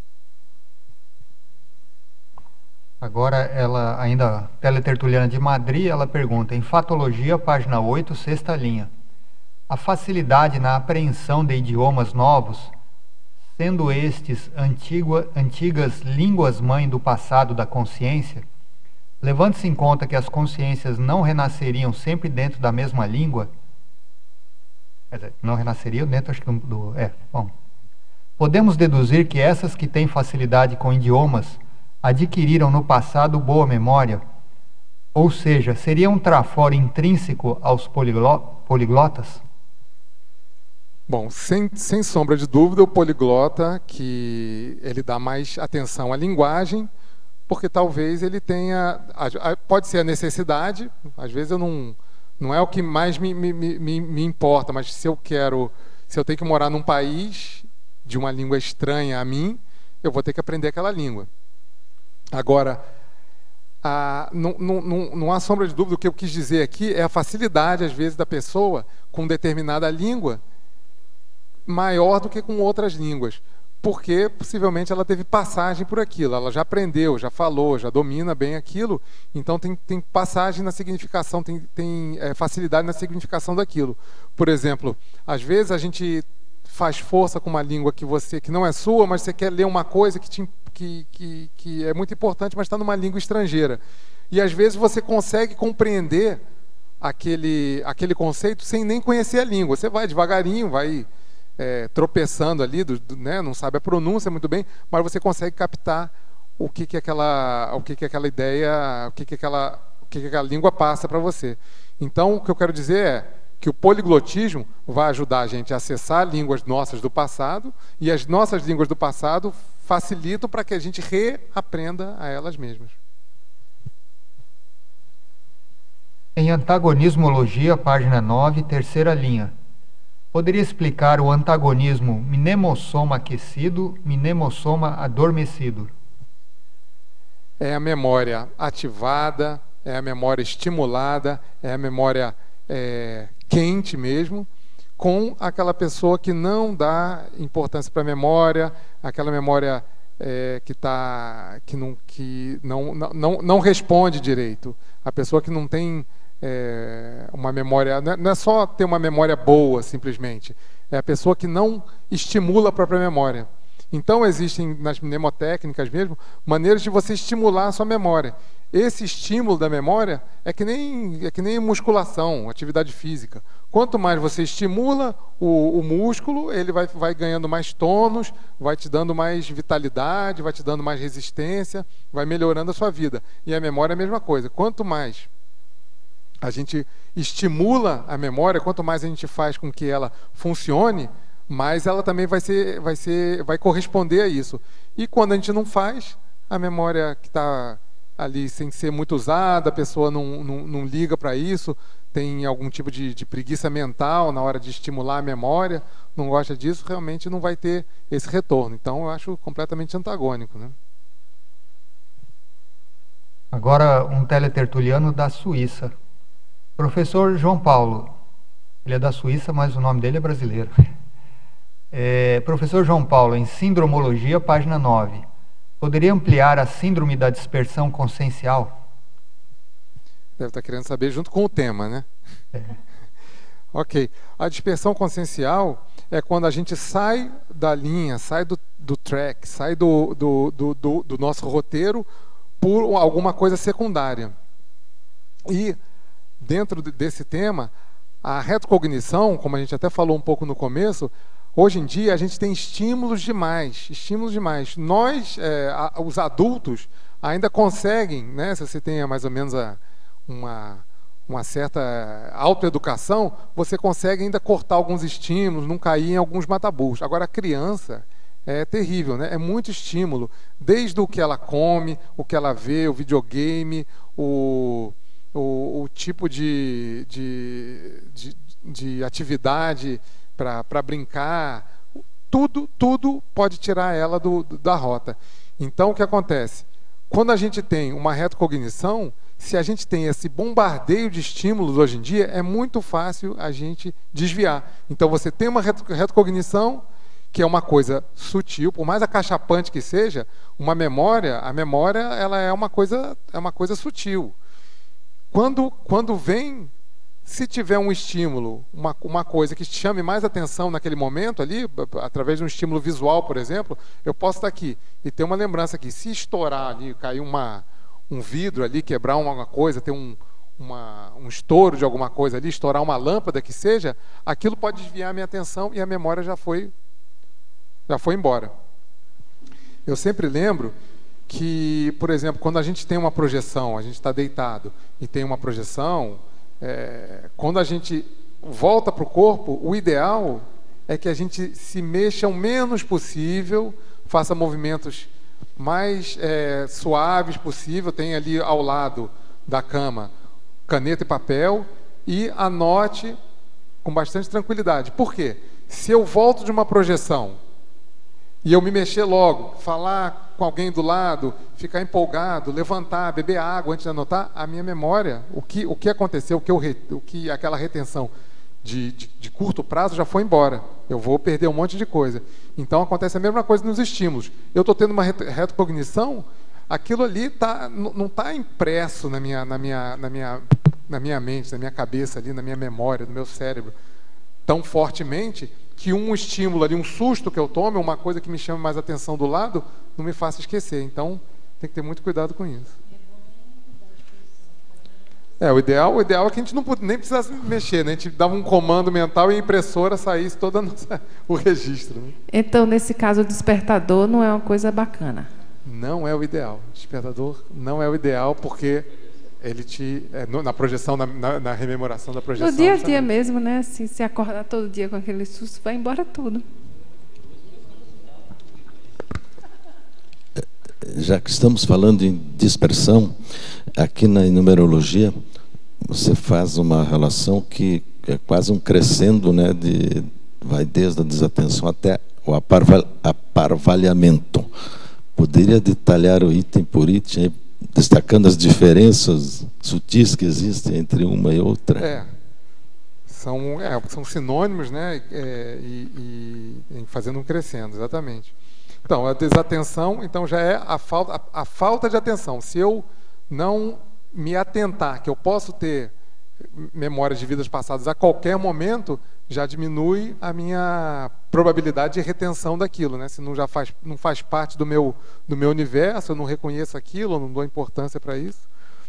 A desconcentração é isso. Se eu estou passando por algum fenômeno e eu não estou concentrado nele, eu não me detiver aquilo, outra coisa qualquer pode me tirar daquele estado de concentração e o fenômeno também eu esquecer e passar batido.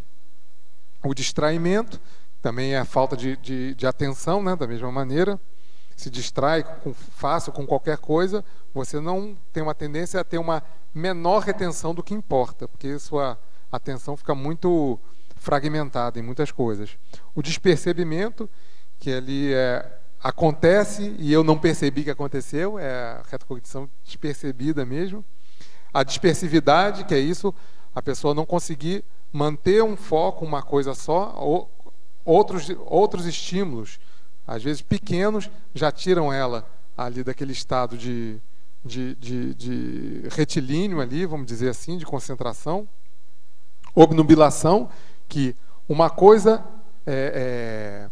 vamos dizer assim, obstrui as outras. Então eu estou muito fascinado com o tertuliário aqui, mas acontece um fenômeno, ou tem uma inspiração aqui, por exemplo, aqui durante a apresentação do verbete, o amparador pode me dar uma inspiração que vai ajudar numa pergunta, ou vai me ajudar, ou vai ajudar um teletertuliano, e eu, pelo fato de eu estar muito fascinado com outras coisas, eu acabo não pegando aquilo, né? Aquilo está sendo obnubilado. E o aparvalhamento, né, que é a bobeira mesmo, né?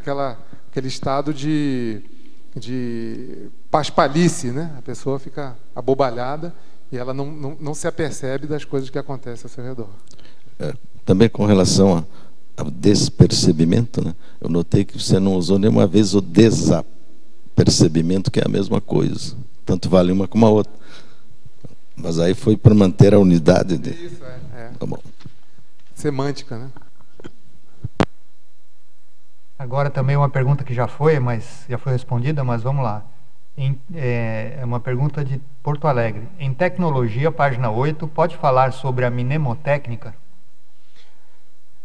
Toda maneira de você otimizar a sua memória é uma mnemotécnica. É as técnicas que a gente acha hoje facilmente na internet de memorização. Lembrando que em memorização tem muita coisa boa, mas tem muito lixo também, viu? Essas coisas de memorização. Então, a gente tem que ter um certo filtro. Existe o conceito do mnemonista. É aquela pessoa que tem uma memória hiperaguçada com absolutamente tudo. É considerada até uma patologia. Então, aquela pessoa que está aqui, ela decora, ela conta quantos objetos tem na mesa, ela conta quantos botões tem na camisa, ela conta quantas pessoas... Isso. O toque se aquilo incomodar ela. Se ela simplesmente contar, não chega a ser toque. Mas ela quantos quadradinhos, ela conta tudo, ela lembra não só do nome das pessoas, lembra do título das manchetes, todas as manchetes do jornal, do dia. Isso é bom? Não, significa que ela tem uma boa memória, mas é a mesma coisa que acontece com a nossa memória RAM do computador, né? Para a gente fazer uma metáfora com a informática. A memória RAM do computador, ela tem um limite. Chega naquele limite, ela para de funcionar. Então é a mesma coisa. Se a gente começar a reter absolutamente tudo que a gente vê, a gente não vai ter HD, a gente não vai ter atenção para as coisas que são as mais importantes. Então a mnemotécnica, eu penso que é uma otimizadora da memória, mas a gente tem que usar também como um educador da nossa memória. Ficar lembrando de coisas que não tem necessidade de botar na nossa memória mais imediata, coisas que não tem valor para a gente, evolutivo, não tem valor, isso vai fazer com que ocupe espaço de outras coisas que teriam mais valor. Eu considero a mnemotécnica ela agudiza a nossa memória, mas também ela educa a nossa memória. Memória, uma curiosidade, há poucos dias na televisão havia um programa em que uma pessoa dava uma frase, né, de algumas palavras, e ele memorizava e dizia a frase invertida do começo para o fim. E ele, 2, 3 vezes que ele foi testado, ele conseguiu resolver a equação, né, dizer a frase invertida, as letras invertidas. Chama atenção, né? Isso é desperdício de memória? Eu não sei, se a gente usar isso às vezes como um exercício para melhorar a nossa memória, né, pode ser, né, uma forma da gente de melhorar a atenção, melhorar a cognição, melhorar a agilidade mental, pode até ajudar, né? O negócio é o lixo mental que a gente tem que evitar só, né? O bagulho mental. De repente tem que ver na história, desculpa para contribuir, que parece que tinha um sistema de escrita e também, não sei se de fala também, né? Ao contrário, que era para evitar das pessoas saberem o que a pessoa estava falando. Então ele escrevia tudo ao contrário, tipo código, né? Para a pessoa saber identificar. E eu conheci uma pessoa que fazia isso de forma muito natural e ela acha que é de vidas passadas. Ela sabia escrever, inclusive com a mão esquerda, de trás para frente. Não é fácil, hein? Aí fica difícil explicar sem ser de vidas passadas, né? João Paulo. Difícil mesmo. Aqui na página 8, na cinesmesiologia.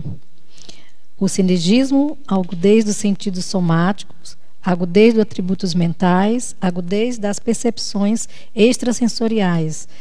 Gostaria de ter mais uma explicação. Pode ser? Pode ser. Então eu fiz aí também, um crescendo. Porque a gente começar a ficar mais sensível e agudo quanto ao nosso soma, aos nossos sentidos somáticos, né, aos nossos 5 sentidos, né, básicos. Depois, ficar mais atilado também aos nossos atributos mentais, né, memória, atenção, todos aqueles atributos mentais, né, que a gente tem. E agudez das percepções extrasensoriais, aquele negócio da multidimensionalidade. Se a gente tem esses 3 elementos bem desenvolvidos minimamente, educados minimamente, a gente vai começar a distinguir tudo. O que é um estímulo somático só? O que é uma sinalética, por exemplo, que a Sandra, né, especialista nisso, é uma sinalética, ou é simplesmente o meu músculo está tremendo ali por algum motivo, ou é aquilo a sinalética energética? Então a gente começa a ficar mais agudo. E, levando para a retrocognição, a gente começa a entender o que é memória, ou o que é simplesmente um pensamento, ou uma percepção, um onirismo, se é uma criação mental. Então, quanto mais a gente ficar atilado para isso, a gente vai conseguindo distinguir cada fenômeno que pode acontecer com a gente, sendo intrafísico ou sendo multidimensional. Ou seja, aqui exige bastante uma autopesquisa, né? E treino, né? E treino, né? Legal, obrigada. Então, agora um teletertuliano de Florianópolis, ele pergunta, professor João Paulo, você citou que certos ritmos de baterias provocam uma experiência retrocognitiva em você. Tenho estas retrocognições quase despercebidas quando ouço os sons dos grandes tambores japoneses, os taikos, ou sons de bateria que têm seu ritmo repetido de forma circular. Seu caso é o mesmo? Você relaciona com algo específico? Qualquer ritmo ou cadência musical repetitiva, naturalmente, pode ter um efeito hipnótico na gente. Então, já pode chamar a nossa atenção e pode alterar a nossa consciência com um efeito hipnótico. Então, pode reter. A pessoa que tem mais sugestionabilidade para hipnose mesmo, né, para estado alterado em hipnose, para sugestão hipnótica, tem essa tendência. Agora, quando tem um que chama muita atenção, não é fácil. Eu falei esse negócio de aquele dos árabes, né, daquela música árabe bem repetitiva, aquilo me chama muita atenção. Alguns ritmos, esse que você falou dos tambores, eu sei, aqueles tambores grandões, ele não é tão repetitivo. O som é o mesmo, né, que é a mesma sonoridade. Não tem escalas musicais muito altas e muito baixas. Os tambores têm afinações diferentes, mas não são muito díspares. Mas o ritmo, na maioria do tempo, até onde eu conheço, ele não é repetitivo, muito tempo repetitivo. Eu acho que aí pode ser estudado com possibilidade de ser retrocognitivo. O problema, que também eu tomo muito cuidado para acontecer comigo, que aconteceu comigo, e para você também prestar atenção, não sei como é que é o seu grau de afinidade com música, é para você não se viciar no negócio. Porque esses efeitos hipnóticos, muita gente gosta de passar por isso, mesmo que seja retrocognitivo. Você gosta aí porque aquilo te acalma, ou aquilo te relaxa, ou aquilo te deixa num estado mesmo de hipnose, mesmo, muda a frequência cerebral, isso é fato, muda a sua frequência cerebral, e você às vezes gosta daquilo. Se tiver alguma utilidade nisso, beleza. Mas se não é bom, porque a pessoa pode se viciar nisso mesmo, e ficar sempre querendo ouvir aquilo, e ficar fanático, doido com aquilo, e aquilo não dá muito ganho. Eu faço uma força danada com música, queria dizer, com relação a essas coisas que eu posso me viciar. Por exemplo, eu sei que tem alguns tipos de música que, se eu ouvir, eu passo aquilo horas e horas, talvez até um dia inteiro, com aquela mesma música na cabeça. Isso não é uma coisa boa. É sinal que eu ouvi muito aquilo, eu pego, retenho e gosto. Esse é que é o problema. Agora, uma teletertuliana de São Paulo, ela pergunta: professor João Paulo, referindo-se à música, gosto demais de boleros. Só que quando ouço, mexe demais com a emoção. Desde criança, ouvia na casa de um amigo certas músicas e que hoje sei que eram boleros e mexicanos, deve ser. Isso pode ajudar em pesquisa? Eu acho que sim, demais, né? Se tem já o efeito emocional aí, se isso não te prejudicar de nenhuma maneira, eu acho que vale a pena aprofundar na pesquisa, se é do seu interesse mesmo, aprofundar nessa pesquisa, porque tá o fator aí. Bolero, ainda mais que bolero não tem em todo lugar do mundo, e se você for para trás, tinha menos ainda, né? É aquele negócio. Comida mexicana, há 50 anos atrás, tinha mais no México mesmo. Depois foi ganhando o mundo. Agora, se você for para qualquer país, você vai achar um restaurante de comida mexicana.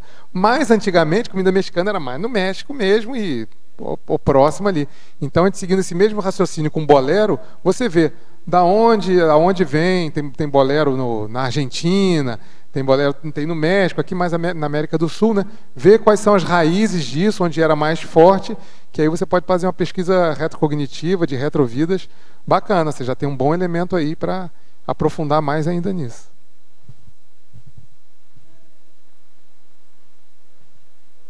Você fala aqui na estrangeirismologia do lack of awareness. Qual é o significado disso aqui? Porque você também cita na elencologia a pessoa aware, que seria o contrário, né?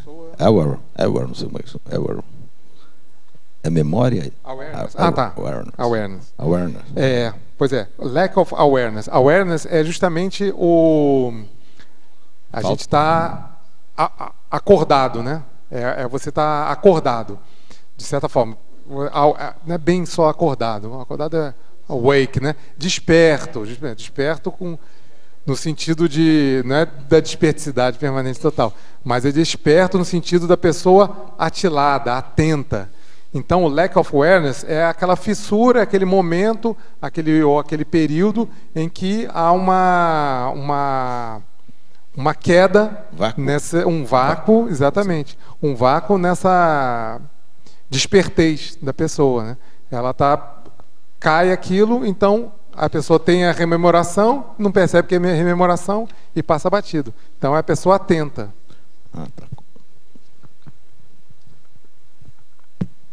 João Paulo, aqui naquela lista na página 10, você poderia comentar o último, a reverência, a saudação chamativa? Isso é interessante, né? Então a gente vê em ritualísticas, por exemplo, a saudação, qualquer coisa é uma saudação. Dá um tchau, um aperto de mão, um polegar para cima, tudo isso é saudação. Mas vamos lembrar que existia e existe até hoje, né, protocolo, e antigamente os protocolos ainda eram mais rebuscados, né? Então, se você vê, por exemplo, um ritual no Japão não sei, da pessoa se cumprimentar, do cumprimento entre as pessoas ou entre celebridades, ou o ritual do chá, por exemplo, japonês. Se te chama atenção aquilo também, pode ser retrocognitivo aquele ritual, naquela ritualística. Existe um simbolismo naquilo. Então, a forma de... Hoje em dia, você cumprimentar uma coisa muito, muito informal. Mas se a gente olha lá para trás e vê um ritual que pode demorar 40 minutos e aquilo, alguma coisa te chama atenção, ou aquilo te melhora assim, o estado de espírito, ou não, ou te deixa mais ansioso, muda o seu estado psicossomático, emocional, isso também é bom a gente ficar atento a isso, né? Ritual, né, de uma maneira geral, a gente passa por ritual até hoje. Vai começar a tertúlia, tem todo um ritual, né? Tem o gongo, tem a leitura aqui do verbete, tem a pergunta do verbetógrafo, tudo isso é uma ritualística. Quem sabe a gente, numa próxima existência, pode ir acessando, se for dessa mesma maneira aqui, ou a gente acessando a cápsula do tempo, né, aqui dos arquivos aqui das filmagens da tertúlia, e ver essa ritualística, eu conheço isso, tenho uma afinidade, ou me chama a atenção de alguma maneira, e começar a pesquisar isso, né? Eu acho ritualística e reverência sempre um grande fator que pode levar a gente a retrocognições, sim. Agora, você comentou no começo sobre a questão das distorções, né? Da distorção mnemônica, do onirismo. Assim, a forma da gente assim, distinguir mesmo assim, o que é uma interferência onírica, uma distorção de uma retrocognição real, é só com repetição da experiência, tem algum discernimento, mas tem alguma outra coisa que a gente pode melhorar? A repetição ajuda, né? Se você tiver uma retrocognição repetida, isso vai ajudar. Agora, é perigosíssimo realmente aquele negócio que eu te falei de memória, de falsa memória, porque a falsa memória, se a pessoa estabelecer aquilo como verdade, ela não tem recurso para dizer que aquilo não é verdade. Recursos ela sozinha, entendeu? A não ser que ela faça uma investigação profunda no passado e saiba que aquilo não é verdade. Então, a anotação, voltando à anotação, né, que você falou no começo, eu reforço, a anotação é essencial. O que for importante, anota, porque aquela primeira anotação, aquela primeira versão tende a ser a mais fidedigna. E com o tempo você pode acrescentar coisas, mas eu tenho um hábito que, se eu tenho uma coisa anotada, um registro, e eu faço tenho que fazer um acréscimo daquilo, normalmente eu não apago o anterior. Por exemplo, quando eu vou escrever um verbete, eu escrevo o verbete. Terminei o verbete. Aí eu imprimo e vou revisar meu verbete. Fiz a revisão, achei lá um número X de revisões. Quando eu volto para o computador, eu copio aquele arquivo e mantenho a versão 1. E assim eu vou numerando. Versão 1, versão 2, versão 3. Eu nunca apago o primeiro. Por quê? Para que se eu quiser recuperar alguma coisa, eu tenho o original lá, o originalzão, primeirão lá, original. E eu acho que nas nossas memórias, era bom a gente ter isso quando a gente registra. Então eu tive uma retrocognição hoje. Anotei. Ali com o máximo de detalhes possível. Depois que eu anotei com os detalhes, se eu tiver essa mesma retrocognição daqui a um ano, eu vou fazer um cruzamento, um entrecruzamento daquilo. Pode ser da mesma ou pode ser uma continuação daquela. Mas o importante é que a gente registre na hora, sem ter reserva disso, com todos os detalhes. Porque a nossa memória, ela passa rasteira se a gente não ficar atento. E isso é sério mesmo. Principalmente nos Estados Unidos tem muito processo em cima disso. A pessoa lembra de coisas do passado, existe uma tendenciosidade que normalmente vem de fora, ela acrescenta aquela memória, pronto, está feita a encrenca, ela criou uma história nova que não é real. A pessoa não tem como, sozinha, dizer que aquilo não foi uma verdade, porque ela passa a acreditar. Aquela cena passa a ser incorporada com um fator novo que não existiu e o cérebro não distingue, ele não sabe distinguir o que aconteceu mesmo no passado e o que foi acrescentado à memória. Então, o ideal mesmo, assim, resumindo, o ideal é a anotação imediata, com o máximo de detalhes possível e não tentar fazer locubrações em cima do fato. Escrever o fato. Depois que ele está escrito, separadamente, aí você pode começar a gerar suas hipóteses. Pode ter sido isso, pode ter sido aquilo outro, aí sim, mas numa anotação independente. Eu sou sempre a favor da anotação da memória pura, ali separadamente do que você vai depois acrescentar. No caso que você estava falando de um verbete guardar a edição anterior, o arquivo anterior, eu acho melhor e eu faço imprimindo. Mas eu imprimo também. Ah, também? Eu imprimo então, também. Tá, todas as versões. Porque no verbete geralmente dá umas 25 versões. Que aí a gente, no caso de perder a primeira, mas aconteceu um caso, até eu relatei anteontem, que eu achei uma palavra logo no início, né? A língua de rouxinóis, e até hoje não consegui me lembrar de onde eu tirei, porque não deixei registrado nem nas edições anteriores. Então, se alguém souber o que era língua de rouxinóis, só anotei que é uma iguaria fina antiga, mas eu queria maior detalhar. Língua, pensei que era... Detalhar essa. É língua de iguaria, de comer. Iguaria de comer. E não achei na internet lugar nenhum, então às vezes a gente tem dificuldade disso. Uma música deles. Mas é isso mesmo, guardar os arquivos antigos. Poderia dar uma palhinha aí na frase enfática para concluir. Então vamos lá, vamos ler aqui. A autolucidez holobiográfica, unida aos cuidados com a capacidade mnemônica pessoal, produz efeitos positivos no acesso à holomemória, ativando as retrocognições autoconscientes. É aquilo da junção da nossa memória física com a holobiografia, com a holomemória, para que as memórias e as retrocognições despercebidas, inconscientes, se tornem retrocognições conscientes. Então, a gente tem o domínio da memória física com a nossa holomemória, né? Juntando isso, a gente tem todo o subsídio, tem vamos dizer assim, o material, o equipamento para poder transformar as nossas memórias despercebidas em memórias autênticas mesmo. Eu ia concluir, para não cair nas retrocognições despercebidas. Perfeito. Então, João Paulo, tem mais alguma coisa que você gostaria de comentar? Alguma coisa sobre o verbete que não foi comentada? Algum esclarecimento a mais? Não, acho que minha parte eu estou satisfeito e assim agradeço, né, o acolhimento de vocês.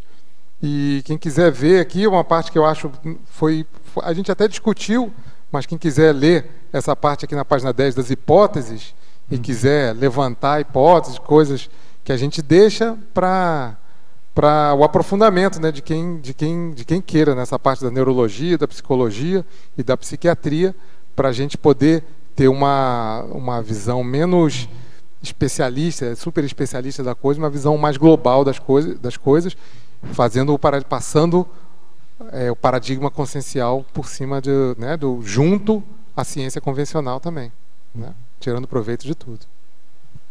Bom, então nós agradecemos aqui ao professor João Paulo pelo seu verbete, agradecemos aqui a participação dos tertulianos, dos teletertulianos, agradecemos aqui a equipe, o professor Christian e os demais, e passamos então para os nossos avisos e recados. Obrigado. As pontuações da tertúlia de hoje são 13 assinaturas no livro de presença, 14 perguntas presenciais e 24 perguntas respondidas online.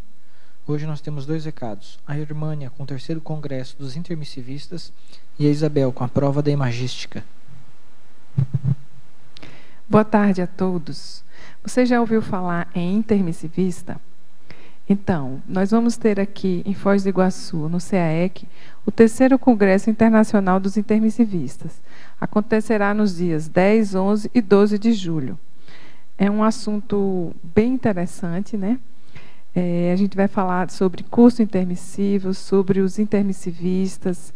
Vamos ter várias oficinas, junto com outras ICs. A oficina da Conscius, da OIC, da Consecutivos, da Apex. E também várias conferências. É imperdível esse evento. Venha participar. Você pode obter mais informações pelo www.caec.org.br e informações também pelo telefone 45 3525 2652 na recepção do CAEC. Boa tarde a todos. Vimos convidá-los à prova da imagística. Imagística quer dizer imaginação ou capacidade imaginativa. Esta prova foi sugerida pelo serenão australino, no sentido de contribuir para a expansão cerebral do ser humano. Esta prova evidencia de modo inequívoco a quantas anda o desenvolvimento de atributos mentais somáticos, como associação de ideias, criatividade, concentração, cultura geral, detalhismo, memória, raciocínio lógico. Portanto, é um mecanismo autoavaliativo das potencialidades imaginativas, criativas e inventivas da pessoa. Como é que se dá essa prova? A pessoa recebe um objeto aleatório, embrulhado como se fosse um presente, ela abre e ela vai fazer 200 considerações descritivas sobre aquele objeto. Então, ela tem 4 horas para realizar esta prova. Esta prova será agora, dia 10 de maio, domingo próximo, das 8 às 12 horas da manhã, no discernimento. O valor da inscrição é R$ 70 e as inscrições são no CAEC. Vale a pena esse alto desafio. Convidamos a todos. Obrigada. Para amanhã, teremos o verbete Convivialidade Libertadora, a especialidade Holomaturologia, e o verbetógrafo Leandro Silva Carvalho. Obrigado e boa tarde a todos.